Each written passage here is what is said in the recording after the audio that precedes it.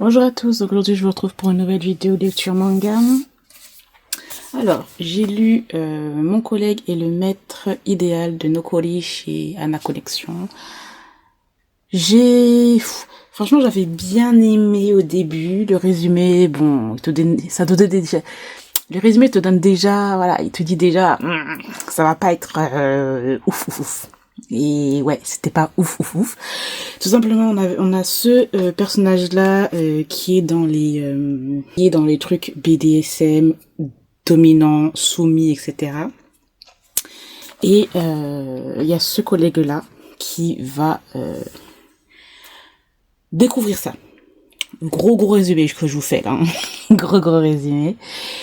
Et ouais, c'était vraiment beau, même les dessins sont super. Enfin, moi c'est mon avis, hein, c'est pas voilà.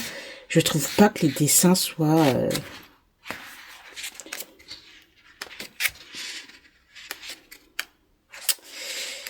super beaux. Les scènes ne sont pas censurées. Par exemple, je sais pas, voilà. Bon, on peut aimer, hein, mais moi j'aime pas trop, surtout à un moment donné où c'est un petit peu on les scènes un peu de pêche, hein. C'est pas censuré et c'est assez brouillon et tout. Mais ouais, c'était très bof. L'auteur, elle est pas allée au-delà parce que oui, bon, c'est des relations dominant-dominé, soumis, BDSM, blablabla, etc. D'accord, ok, mais en fait, on peut peut-être développer un petit peu plus la psychologie du personnage. En fin de compte, elle s'est basée que sur l'aspect en fait sexuel de la chose et pas plus. Donc c'est ça que je trouvais vraiment dommage et bon, c'est next quoi. Malheureusement, c'est un peu trop léger à mon goût, quoi. Ensuite, j'ai lu alors le tome 1 et le tome 2, les jeunes probablement mariés de Shisanomi, toujours chez Anna Collection, donc le tome 1, le tome 2.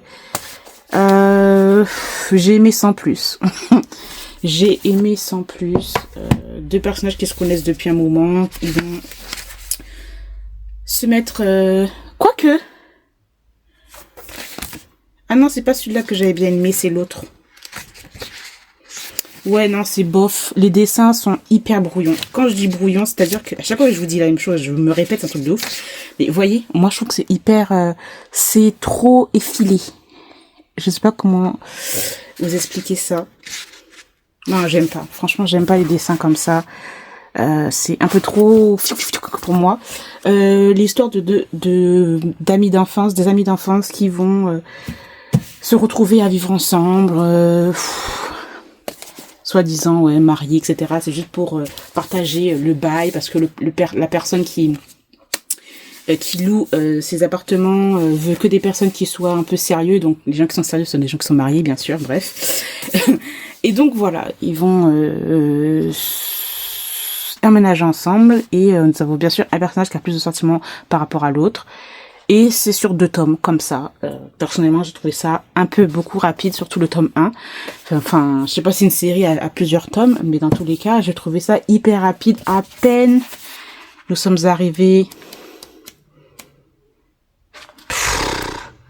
Voilà, à peine là, je comprends pas. C'est hyper rapide, on passe à une relation tout de suite physique et tout. Le tome 2, c'est dans la même lignée. Des quiproquos par-ci, mais c'est aussi très basé encore sur les relations sexuelles, donc c'est un peu dommage. Donc bon, next. J'aime bien dire next. Ensuite, j'ai lu le tome 7 de Anna et le prince d'Albion. J'ai adoré. Ce tome 7 est pépite. Ce tome 7 est pépitos. J'ai trop hâte de lire. Le tome 8 qui va sortir en février, là, mais il y a des trucs, mais Anna, mais quel personnage charismatique, mais quel leader, mais quel... un personnage comme ça qui se laisse pas aller, qui lead le truc, enfin... Un personnage incroyable. Vraiment, j'ai juste adoré. Les méchants de l'histoire, ils vont rentrer... Il y a des choses qui s'attendaient pas et j'aime trop. Des alliances, etc. Non, j'adore. Surtout ce personnage-là, le personnage hyper méchant là. Ah, lui, il se passait un truc, il a rien compris à ce qui s'est passé. Par contre, la mère d'Anna, j'ai pas trop compris. Bon, après, elle a été éduquée comme ça, etc. Mais bon, c'est vraiment une grosse déception pour Anna, mais en même temps, elle est pas non plus surprise, comme je l'ai dit, parce qu'elle a une certaine éducation. Et oui, voilà, les femmes sont faites pour être mariées et servir leur mari. Et elle voulait faire ça pour Anna. Anna qui pensait qu'elle avait un peu changé, pas du tout, donc elle se sert de sa fille pour, voilà, pour tout ce qui est titre. Et malheureusement, Anna, elle rentre pas là-dedans. Anna et lui, là, ils se complètent, un truc de ouf. J'aime beaucoup trop. Donc j'ai très hâte de lire le tome 8. Franchement, c'est une série que j'aime énormément. Ensuite, j'ai lu le tome 6 de Dangerous Convenience Store de 945 chez KBL. J'ai adoré ce tome 6 là. Personnellement, pour moi, c'est un tome pépitos de chez Pépitas. Donc, c'est-à-dire, c'est pas pépitos, pépitas, genre, waouh, incroyable, etc. Non. Parce que je suis en train de fangirler, c'est tout. Sur les dessins trop beaux. C'est pas non plus censuré. C'est très coloré. On en sait maintenant un peu plus sur ce personnage-là. Qui en fait il avait un petit peu honte en fait de son passé et c'est pour ça que il s'est passé ce qui s'est passé dans le tome 5 et donc là il essaie de se rattraper et il est beaucoup plus expressif au niveau de ses sentiments. Voilà. J'ai relu.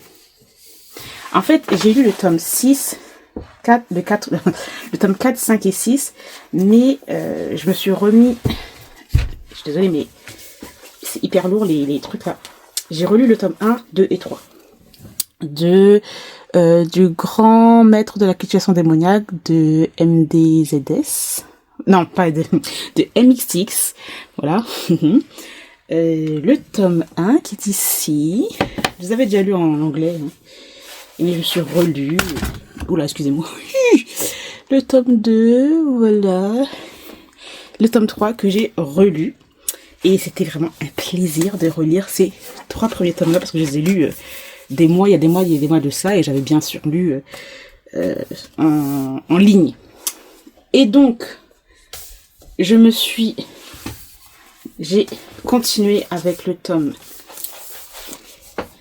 4 qui est ici, le tome 5 et le tome 6. Alors là, je vous jure que la relation entre... J'arrive pas à dire les mots. Leur nom. Wei Wuxian et Lanzan. Lanzan, c'est plus facile à dire, Lanzan. Mais Wei Wuxian, j'ai un peu du mal. Wei Wuxian et Lanzan, j'adore. J'adore leur relationship. Au moment où Lanzan, il se lâche, entre guillemets, il se lâche parce que vous connaissez, enfin, pour ceux qui connaissent pas, Lanzan, c'est comme un personnage assez charismatique, assez calme, assez... il dit rien, mais en même temps, il dit beaucoup de choses, vous voyez, dans son comportement, dans tout ce qui fait ressortir à l'extérieur. Je sais pas ce que je viens de dire, ça veut dire quelque chose. Et donc, nous avons aussi l'intrigue, parce qu'on a une intrigue, bien sûr, hein, on n'est pas sur du shipping à mort, hein. On a quand même une intrigue qui est bien développée. Bon, je sais ce qui va se passer, puisque j'ai lu les livres, en tout cas j'ai lu les 3 premiers livres, mais c'était en anglais, bref. Et j'ai vu aussi l'animé, bien sûr le drama, donc bon, je connais l'intrigue quand même principale, mais je trouve que sous ce format-là, c'est vraiment très facile à lire, c'est assez compréhensible à suivre et tout. C'est vrai que on a toujours un peu du mal avec les noms, parce qu'ils ont un nom de noblesse, un surnom de je sais pas quoi, donc c'est un peu compliqué à chaque fois. Et puis les personnages, voilà, il y en a 10 000, donc ton cerveau il est genre en surchauffe à chaque fois quand tu lis cette série. Mais c'est un plaisir et un régal parce que les relations des personnages, les personnages en eux-mêmes sont parfaits. Voilà. Et dans ce tome 4, 5 et 6, les personnages se retrouvent en fait dans une sorte de village et on est vraiment beaucoup sur le point de vue d'un fantôme en fait de ce qui s'est passé par rapport à d'autres personnages. Bon, je peux pas trop vous en dire parce que bon, ça spoil un peu tout et tout, mais bon, voilà. Ce que je trouve aussi un peu dommage, parce que comme je vous l'ai dit, il y a plusieurs personnages. Il y a plusieurs personnages dans cette série. Le problème, c'est que le dessin, eh ben, je trouve que presque, pas tout le monde, mais t'as des personnes, des personnages secondaires, etc., ben, qui se ressemblent. Je trouve qu'il y a des dessins, ils se ressemblent trop, enfin, donc ça peut porter à confusion. Déjà, on est déjà confuse par rapport au nom, alors, et aux 10 000 personnages, mais en plus de ça, si les 10 000 personnages se ressemblent, voilà quoi. Donc voilà, il y a des moments de fangirling absolu quand Leizan, il est un petit peu genre pompette. J'aime trop. Voilà. Donc je lirai la suite. Alors j'ai réussi à trouver sur Vinted le coffret du tome 7 à 9. Comment je suis contente parce que moi j'avais complètement zappé la campagne Ulule, enfin pas Ulule, je sais plus c'est quoi, la campagne sur Komogi, et laisse tomber. J'étais trop dégoûtée. Là, je me suis dit, bon, c'est pareil, je vais les acheter genre en format simple, bon, ils sont pas dans des coffrets. Là, j'ai trouvé sur Vinted à un prix très raisonnable le coffret des tomes 7 à 9, que j'ai très très hâte aussi de lire. Donc voilà. Bon, j'ai terminé avec ça. Ensuite, j'ai lu le tome 1 de Metoa Anu Senpai. Je pensais pas que c'était une série. Je pensais au moins qu'il y avait juste un one-shot. Donc là, on est dans l'univers des VTubers. Donc, c'est des personnes qui font des streamings à travers des avatars, si je me trompe pas. Nous avons ce personnage-là qui est très réservé, très introverti, qui a vraiment du mal à sortir. Genre, pour juste sortir, acheter des baguettes, il a du mal. Certains qui sont introvertis, qui sont anxieux, comprennent direct, hein. Et voilà, il a du mal à se faire des amis, etc. Et grâce à ce streaming, à cette chaîne qu'il a, cette popularité, ben voilà, il arrive à se faire des amis. Bon, c'est pas vraiment lui, c'est une deuxième personnalité, etc. Et il va rencontrer en fait une personne qui est aussi VTuber, mais son avatar c'est une fille. Mais il a la voix pas déformée, il a la voix d'un homme. Donc on sait que c'est un homme qui est derrière l'avatar de la fille, quoi. Et donc ces deux personnages-là sont assez connus, sont assez populaires, et ils vont décider de faire une collaboration ensemble, et là ça va péter les stats, voilà. Donc à partir de ce moment-là, les deux personnages vont se rencontrer en vrai, ce qui va être un peu difficile pour lui. Il va prendre sur lui, mais il va y aller. Et mais ils vont se rapprocher, ils vont rigoler, et puis voilà, ça, on suit ça. J'ai vraiment beaucoup aimé. J'ai quand même pas mal aimé. Il y a des moments qui sont super drôles. Voilà son avatar. J'ai quand même beaucoup aimé. Il y a aussi le fait est que dans les deux, ils commencent à avoir une relation. T'as les abonnés qui devinent certaines choses. On va avoir à un moment donné son identité qui va fuiter. Des anciens camarades de classe qui ont que ça à faire, voilà, ils se connaissent ni d'Ève ni d'Adam, mais je sais pas, d'un seul coup, une illumination de chez eux se disent, ah bien tiens, si j'allais liquer la vraie identité de ce personnage-là. Donc bref. Et donc voilà, il va y avoir ça, tout ça, donc c'était vraiment pas mal. Il y a des moments qui sont assez drôles, des moments spicy, une bonne tension entre les deux personnages. Les dessins sont pas mal. Franchement, j'ai quand même pas mal aimé. Je pense que je le garderai dans ma bibliothèque. À voir.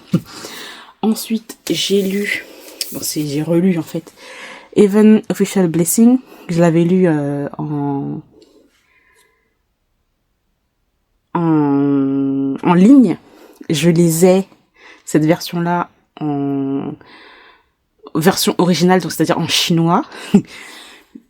Je trouvais que la couverture était trop belle. J'adore les dessins de... Comment ça s'appelle? Remember?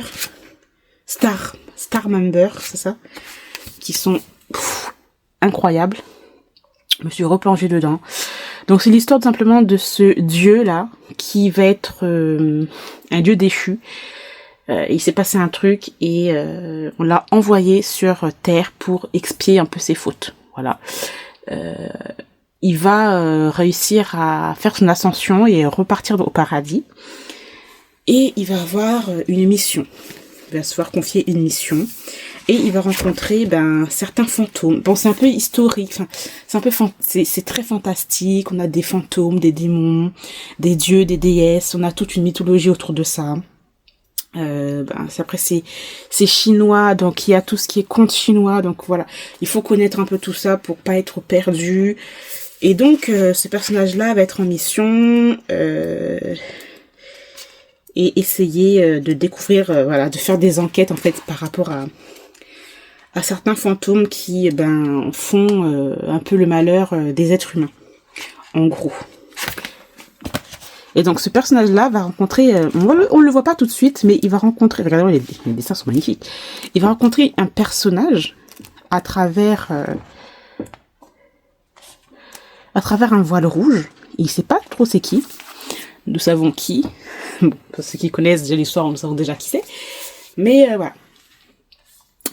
Il va être intrigué par rapport à ça. Il va y avoir une histoire de maladie aussi qui était rare et qui n'existait plus en fait.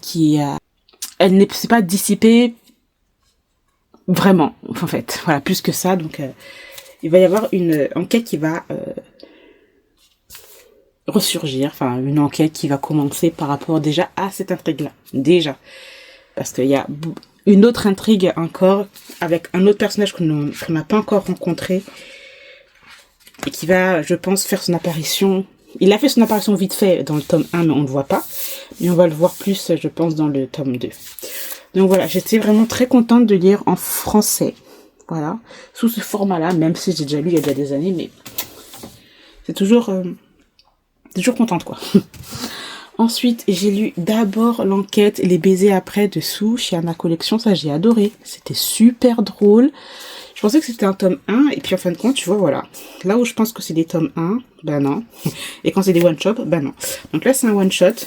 Et je trouve ça dommage. J'aurais bien voulu avoir une autre suite. J'ai trouvé ça trop drôle. Donc, c'est l'histoire de ces deux personnages-là. Ce personnage-là qui travaille dans un commissariat. C'est un commissariat de campagne, et en gros les gens sont assez libérés avec lui, genre ils oublient que c'est quand même un inspecteur, et donc ils sont en train de le tutoyer, les enfants le tutoient, les vieux viennent l'embêter, enfin voilà, il est très avenant en fait, et c'est assez facile de lui parler. Et donc nous avons ce personnage là qui lui est plus dans les bureaux administratifs, mais surtout qui s'occupe de tout ce qui est un peu affaires criminelles informatique. Voilà. Et on apprend que ce personnage-là, qui on pense à chaque fois qu'il le regardait de haut, qui était assez méprisant envers lui, au final pas du tout. Il est en crush sur lui, mais il sait pas trop comment lui parler. Et à chaque fois quand tu lui parles, c'est pour le critiquer, etc. Et lui, il le prend mal. Donc voilà, c'est assez drôle. Les dessins sont très jolis. Il y a une scène spicy, genre vers la fin. J'ai adoré. Franchement, j'ai beaucoup aimé. J'ai vraiment passé un très bon moment. C'est super drôle. J'adore les dessins. Donc voilà, j'aurais quand même voulu avoir un tome 2. Même si à la fin, nous avons un chapitre bonus. Mais bon. Tu vois, là, quand tu veux un tome 2, il n'y a pas de tome 2, quoi. Ensuite, j'ai lu le tome 1 et le tome 2 de Like in Smoky Blue de Kamome Hamada. J'ai adoré. Tome 1 et tome 2, j'ai adoré. Ça, je le garde dans ma bibliothèque directe. J'ai adoré ces deux premiers tomes, cette histoire. C'est l'histoire de ce personnage-là qui travaillait en tant que commercial dans l'univers pharmaceutique. Il était un peu en rivalité avec ce personnage-là.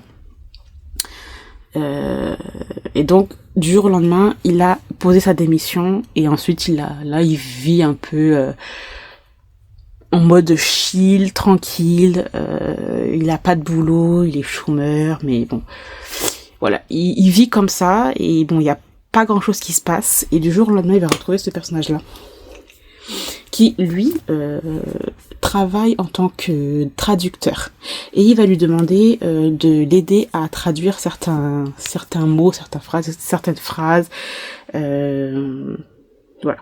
Donc ces deux-là vont vivre ensemble, mais il n'y a pas que ça en fait. C'est ce que j'ai beaucoup aimé, c'est qu'on peut se retrouver, il y a certaines personnes qui peuvent se retrouver aussi dans ce personnage-là ou dans ce personnage-là, parce que il y a une histoire de deuil, il y a une histoire de